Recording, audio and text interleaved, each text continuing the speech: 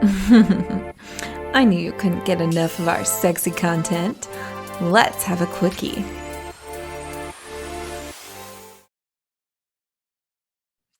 Hello, all you sexy souls. I'm so excited to spend a quickie with you again. It is Mariah here. If you don't know me, look me up on saltysexcast.com. I would love to get to know you if you are just tuning in or returning to the show. Thank you so much. Really quick shout out to everyone who makes this podcast possible. And like always, this is a really quick, condensed version of our long form interview episodes. So today I wanted to talk about something that is hot and sexy, kind of, but it's romance regret. It's probably something really relatable for most folks. And it came up when I was reading Brene Brown's, gotta love her, Atlas of the Heart, right here. This book has also made a cameo in one of my Instagram reels. So if you've picked up on that, you know that I just love this book. But there's a section on regret. And when I was reading it, it really hit home about some of the things that come up quite often with folks and their regret in their own relationships. And so I wanted to just take some time and talk about that today. But to start off, I want to read the definition in the book about regret.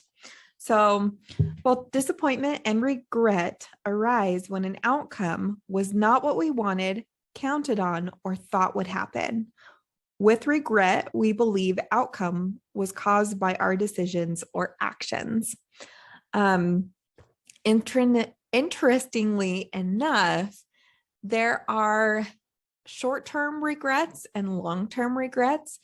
And most of the research points to short-term regrets happening because of actions we took.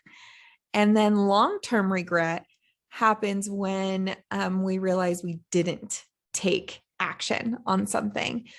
So an example of short-term is, I asked that person out and I wish I didn't because they're not who I thought they were. Or, looking back on your life and saying, oh my gosh, I really wish I had asked that person out years and years ago, or had told that person I really loved them, et cetera, et cetera. So there's just these really, relatable instances in our lives that we have regret in our relationships and in our romantic relationships specifically. And so doing some research, I have found some consistent regrets that people have in their relationships.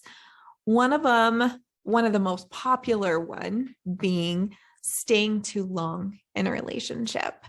And, this can happen when maybe you have a toxic or controlling partner or partners and didn't realize that till later on. And so there's ways to avoid this or ask yourself, is it worth leaving, moving forward? A lot of times, the fear of being alone or even the fear of the unknown keeps many people in a relationship that isn't valuable for them anymore. So to keep yourself from maybe some pain or just taking a moment to reflect, is this a romantic regret for myself right now, or could potentially be staying in a relationship too long? And finding time to reflect and ask yourself, what do you have to gain if you leave? Or maybe even, and comparing that to, what do you have to lose if you leave?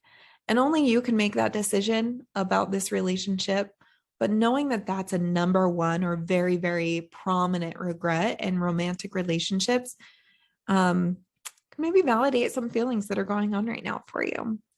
Another big regret that I found was not admitting your feelings for someone.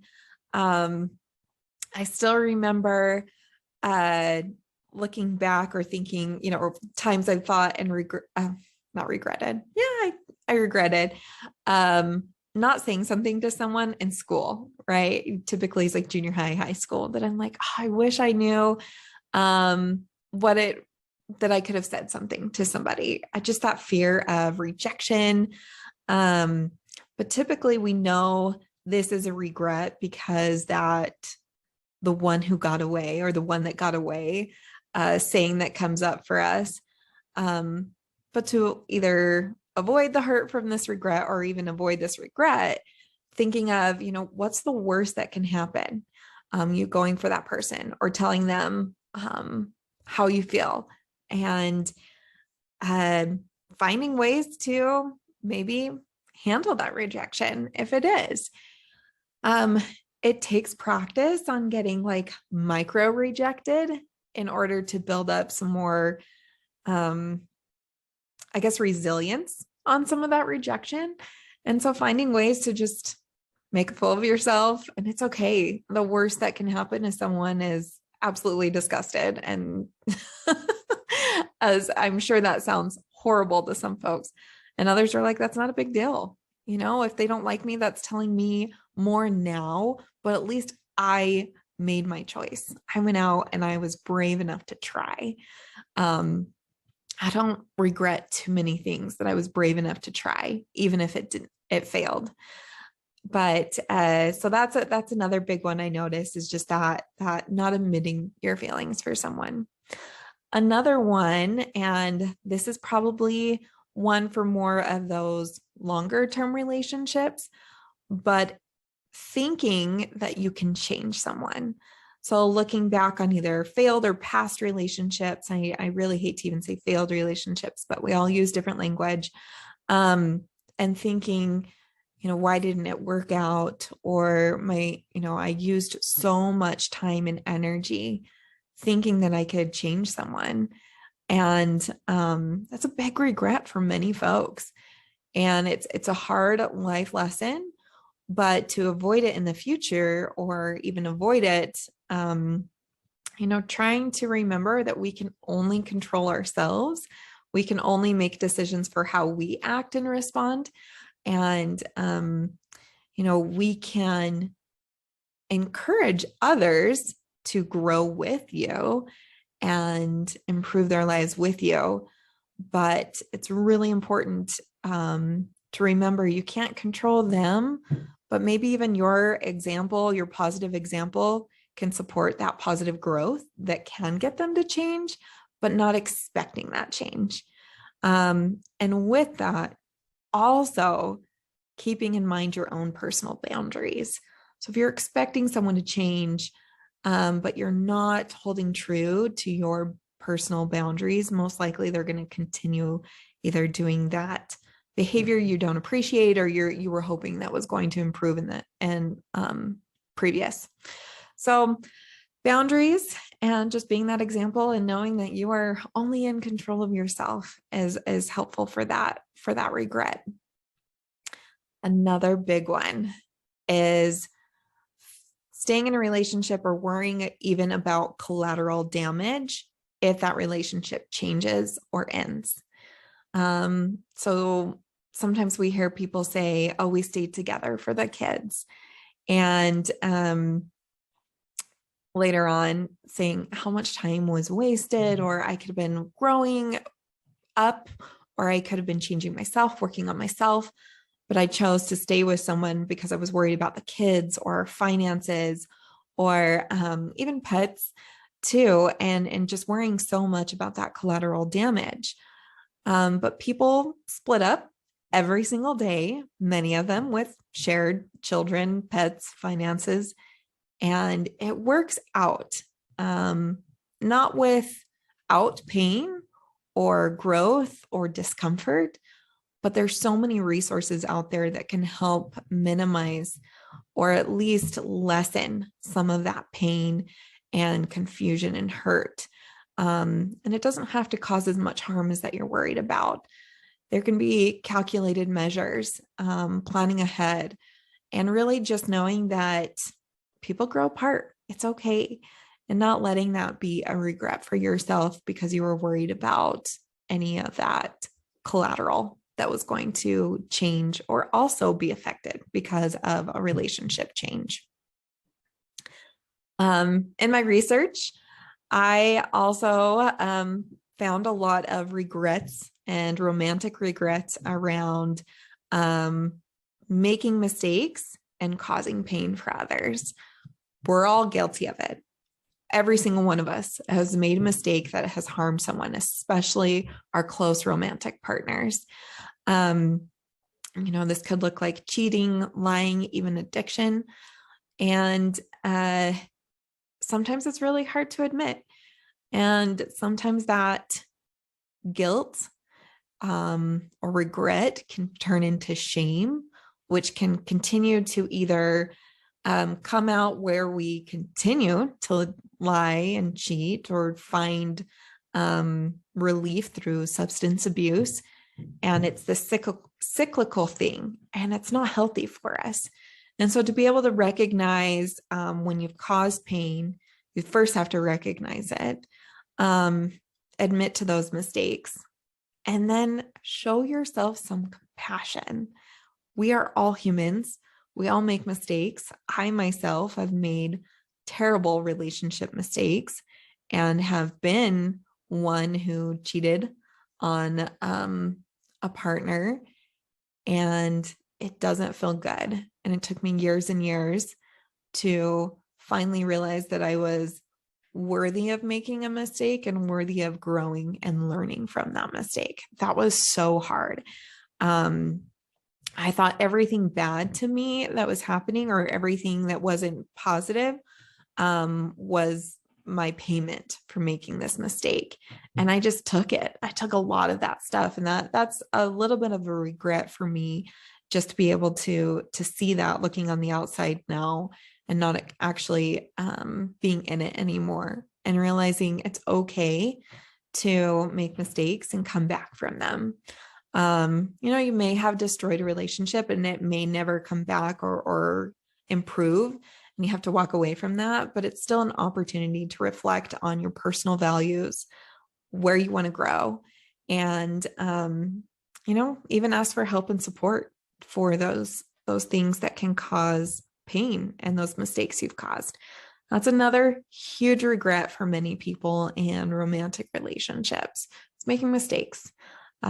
Just don't forget to have compassion for yourself and to learn and grow from it. That's all I can say around that one.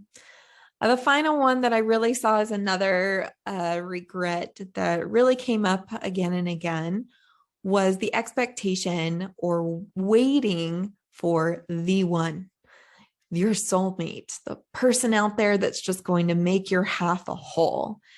And I hate that. But don't let my own personal bias create more regret or pain for you, or even shame.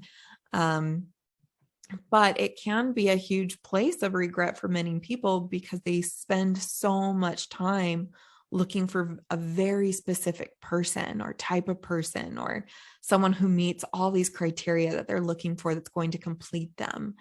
And that can cause a lot of regret in life, a lot of time wasted when people grow and change. You can grow together, you can learn together. Someone doesn't have to be perfect when you first meet them. I am one who believes that soulmates are a myth.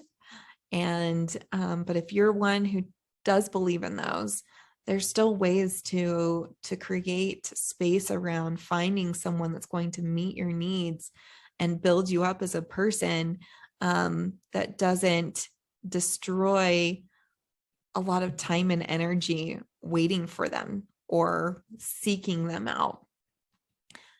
You can put a lot of time and energy working on yourself in that time.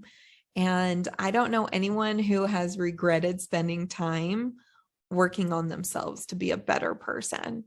And so, but regretting wasting time waiting for someone else that just checks all the boxes. And then just don't forget to give more than you take. Don't just be waiting for someone to hit all your boxes and then not be the one that hits theirs. That's a tall order to have two separate needs met. It's something that most long-term relationships understand we are never going to be able to meet 50-50. we're always give and take and, sacrificing something to give you something and vice versa, and always just working on that give and take, but knowing that 50-50 isn't quite realistic all the time. But I hope you enjoyed just another quickie for the Salty Sex Cast. Again, just taking a moment to reflect on any of your own romantic regrets. How can you grow as a person by reflecting on some of those regrets and then making conscious, intentional decisions today to avoid more in the future, or to just continue to enjoy the moment as well. So I will see you next week with another wonderful episode, but thank you again for listening. And if you're interested in supporting the podcast, we would love to have you join our Patreon community at patreon.com/Salty Sex Cast.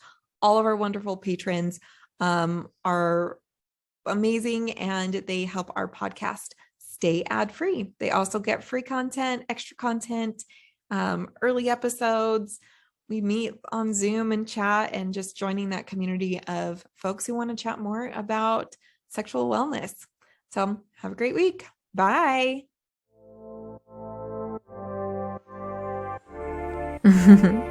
Thanks for the quickie. See you next week.